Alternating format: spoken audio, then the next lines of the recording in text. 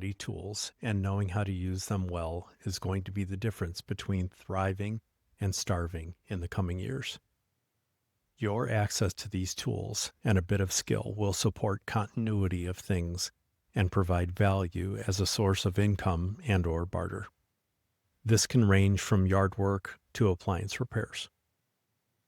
The push for automation and AI, in large part, is due to the demographic and energy crises several developed countries are facing before 2030.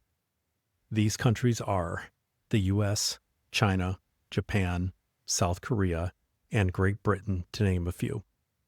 Peter Zeihan does an outstanding job articulating this to his readers in the book, The End of the World is Just the Beginning, and to audiences around the world in his keynotes, podcasts, and other interviews.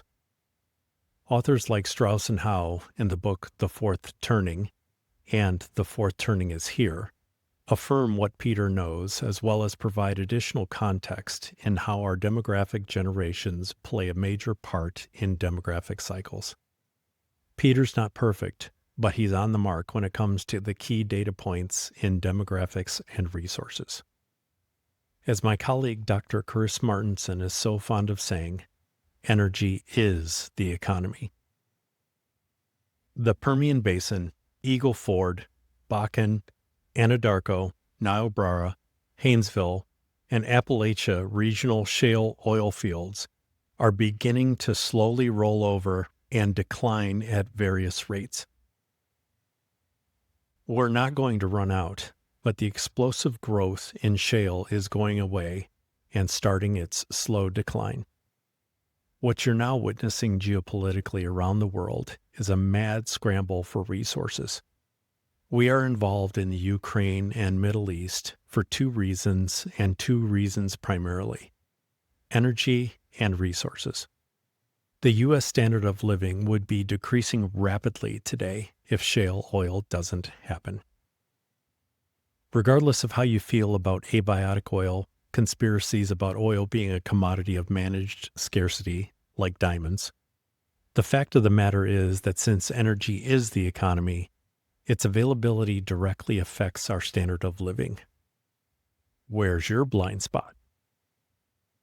Every civilization requires a continuous, young, skilled workforce to sustain a population. If you let your birth rate fall below 2.1 births per childbearing female in your population, you're not even sustaining what population you have. In places like China, there's no Social Security like there is here in the U.S. The male children of Chinese families are their Social Security. This is why the one-child policy was such a demographic disaster for China. If a family had a girl, it meant the girl would marry and her obligation would eventually be to her new husband's parents, not her own. This is the primary reason why millions of baby girls were abandoned or outright disposed of during the one-child policy era in China. I know this personally because I spent time in China and adopted one of those girls.